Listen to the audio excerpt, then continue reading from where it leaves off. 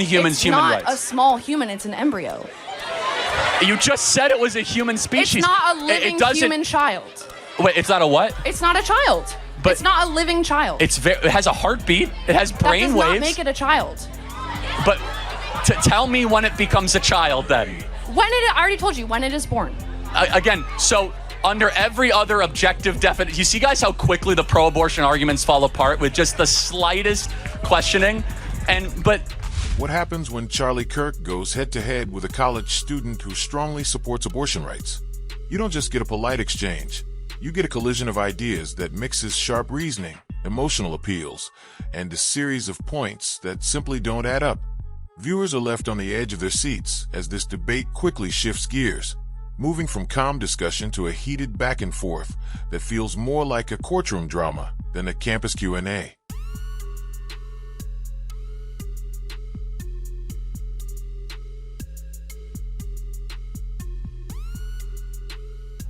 Another question.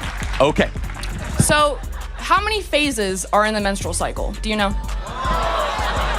Well, I'm not a woman, so enlighten me. So there's 4 stages of the menstrual cycle, okay? Ovulation, I'm gonna go in order. Menstruation, follicular, ovulation, and the luteal phase. During which of those phases can a woman be pregnant? When can she get pregnant? Which of those phases? During ovulation. And luteal, yes. So I already know the answer to this question. But yeah. So I know the answer to this question.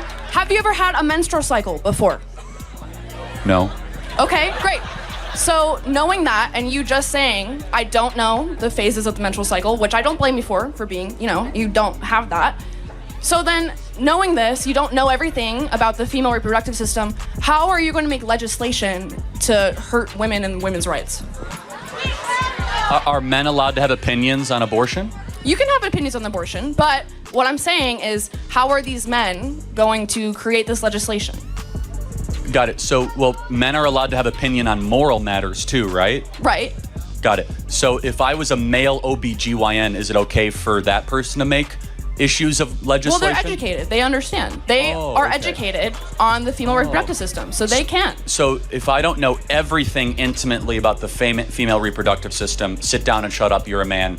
No, that's not what I'm saying. Yep. You can have an opinion. That's kind of what It's you're all right if you have an opinion. I'm saying it's not all right if you don't understand how the female reproductive system works. Let's pop quiz. When does heartbeats begin for babies in utero? Have you ever eaten an egg before? Oh my God. That's yes or no. Have you ever eaten an egg before? Scrambled, yeah. Okay, so would that be you scrambled a full chicken? Well, hold on. You understand that it takes an egg to be fertilized? Right. Uh-huh. Yeah. But your point, the whole point you're making is hold on. baby... Since we're doing pop quiz on human development, so when exactly do heart waves begin in utero? You know that, but you don't know the 4 Hold on, no, wait, tell me when heartbeat... I don't know. Okay, you don't know. No. So wait, hold on. So you're trying to say I know more about the woman reproductive system than you do? I am a woman, so yes. Yes, okay, well, but the point being is we could both go back and forth of independent trivial facts when it comes to the woman's reproductive system, but here's something we all know. Because God wrote this on the human heart of every individual, as it says in the book of Romans. We know deep down it's wrong to murder a baby. You're not murdering a baby. It's not a baby. Okay, well let's play this out. What is it then? It is an embryo, which is not a baby. Well, okay, so it's a fertilized embryo. Correct, which is not a baby. So at what point does it become a baby? When it is born. Oh. I don't agree with abortions up to full-term abortions. Well, hold on, but you said it becomes a baby when it's born. Yes. Then why would you have abortion limits before it's born? I thought it's just an embryo. So embryo rights? No, the embryo rights aren't a thing. But then where would you draw a line for abortion then, and why, and under what moral standard? There are medical reasons not to have an abortion. No, that's not the question. That's not the question. You just asked me why would I not have an abortion full-term for medical... The debate kicks off in an unexpected way, with a trivia-style challenge about the menstrual cycle. The student insists that if someone can't list every stage of a woman's period, they have no business making laws about abortion. At first, it sounds clever, almost like a trap card. But here's where the tension rises.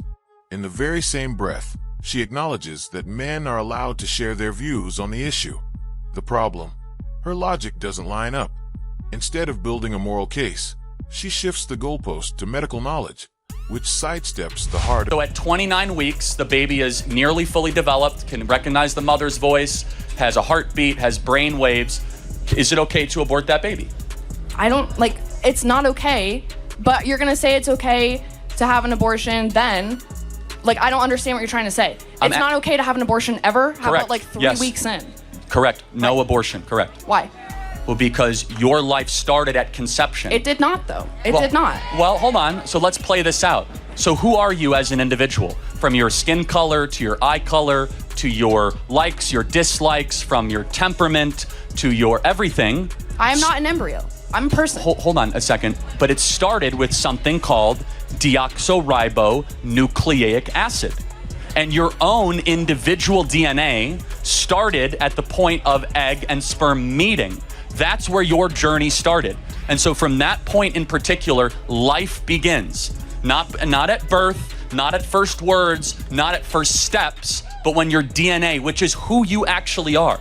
You are your DNA. Every one of your DNA cells is coded XX or XY. It's coded with all of your unique characteristics and attributes that we believe God individually curated for the rest of your life. That doesn't happen at 8 weeks or 10 weeks. It happens at conception. What happens if you need a medical abortion? If the mother will die if she does not get an abortion? So what's your stance on that? The only place where medical abortion is necessary is before 20 weeks, which is incredibly rare. What if she will die? What if the mother will die? So let's take, for example, like, this is a very important question. Let's say it's 27 weeks, okay? And the mother will die. Why shouldn't, you could agree, why don't we just have the baby delivered by cesarean section? You know what a cesarean section is, right? Yes. What is a cesarean section? A C-section? Yeah, why wouldn't we just put the baby out by C-section instead of terminating it? Because if the mother will die, it's not safe to do that. You remove the baby. I understand. Threat removed. I know what a C-section is. But it's actually safer than an abortion. So every time they say, this is for you guys, they say, oh, you need to have abortion for medical reasons, respond, then have a C-section. What if you're not able to have a C-section? What if you are on your deathbed, you need to have an abortion right now? Well, again, but... And it's illegal. You can't, so you have to die. First and foremost, C-section is safer, C-section is quicker, and a C-section saves both lives. A C-section The baby is already dead, you just said. No, but even... No. Hold on a second. You're saying if the baby's already dead, then it isn't even an abortion, right? Then you're talking about a removal of a carcass, which is a completely different medical operation. So you're saying that's okay if you're having... If you're if you're removing a carcass of a baby, that is not an abortion. By definitionally. It's the same process. No, it's completely different. During an abortion, they actually inject the spinal fluid with cyanide poisoning as the baby squirms and tries to find its mother, and it is gasping for air of life. Have you ever watched an abortion? It is Yeah, actually I have. And I encourage every human being to watch one to know what you are fighting against. Because when you see abortion, you will have your life will be changed. That we allow the massacre of 1.5 million babies a year under the guise of woman reproductive. Now the discussion shifts to the core question. When does life truly begin? The student takes a firm stance, claiming it isn't really a baby until the moment of birth, dismissing everything before that stage as just an embryo. On the surface, it sounds like a definitive answer, but cracks quickly appear. If that definition holds, then what's the justification for any restrictions before birth? Why would any limit exist at all? The logic begins to fold in on itself, and you can almost see the weight of the argument causing it to stumble. What starts as confidence soon turns into a shaky foundation. We are allowing babies every single year to just say, we're going to discard them. Why? Oh, they're smaller. They're not humans. You're using dehumanizing language saying, oh, it's an embryo. No, that's a baby made in the image of God, deserving of protection. What do you do with those children once they're born into a bad household? So now we've transitioned to, what do you do with the kids? Right. Glad we're past the other part of the argument, okay? What do you do with them? There's twice as many people on the adoption waiting list than there are abortions every single year. And they're still on the list. So you want to send a child into an orphanage? Well, is that what you want for a child? Is that a good life for a child? No, I'm not advocating that. In fact, I'm advocating to make it easier to be able to adopt, number one. Number two, there's no such thing as an unwanted child. Number three, it is never right to justify the mass elimination or termination of people under the guise of saying they're unwanted. That's how we get Auschwitz. That's how we get the greatest horrors of the 20th century. Those people are unwanted. So you're comparing abortion to the Holocaust? Absolutely, I am. In fact, it's worse. It's worse. It's really not. I don't It's think it is. 45 million babies. It's nearly 8 times worse than the Holocaust. What's the moral difference between a small baby in the womb and a grown Jew who was killed at Auschwitz? What's the moral difference? One is of them older. is a person. What species is the baby in the womb? It's a human, but it's Therefore, an they should have embryo. human rights. No, They should have human rights. I do not agree. Oh, so small humans, no human rights. Grown humans, It's human not rights. a small human. It's an embryo. You just said it was a human species. It's not a It living doesn't. human child. Wait, it's not a what? It's not a child. But it's not a living child. It has a heartbeat. It has that brain does waves. not make it a child. But tell me when it becomes a child then. When it, I already told you, when it is born. Again, so under every other objective definition, you see guys how quickly the pro-abortion arguments fall apart with just the slightest questioning? But From there, the exchange takes a sharp turn and the atmosphere grows intense. Kirk makes a controversial comparison, linking abortion to historical atrocities. It's a bold leap, but his aim is clear. He wants to draw a moral boundary that can't be ignored.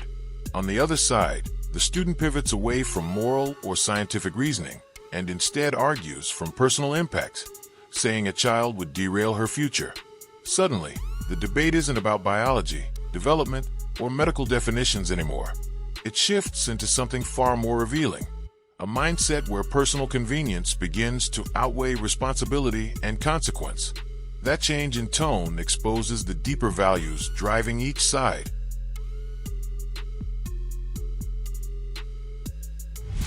our position is one rooted not in feelings, not in personal autonomy, but one in biological consistency and reality. That your life had an agreed upon starting point, that starting point should be protected and preserved. And the excuses given for abortion is dehumanization. Oh, it's just an embryo. Guys, that's just using different language to justify the massacre of something smaller than you. That's all that it is. So here are the big objections. Size. It's smaller than me, then I should be able to get rid of it. I'm 6'5", should I be able to murder people smaller than me? Of course not, you don't believe that. Level of development. Oh, it's not as progressed as, this is your argument. It's not as progressed as we are, therefore we have rights over it. So my 10-month-old baby, why should I not be able to my 10-month-old baby? I have another question for you. On the line of this, you will never be able to have an abortion, right? You will never be able to have an abortion. You will not, okay? That's a fact. Everyone knows that, okay? I'm not debating that at all. Okay, make it quick. You can tell the audience is, yeah, but go, yeah. If I were to be pregnant right now and forced to have a baby, that would ruin my life. This is an important question. Hold on. Time out.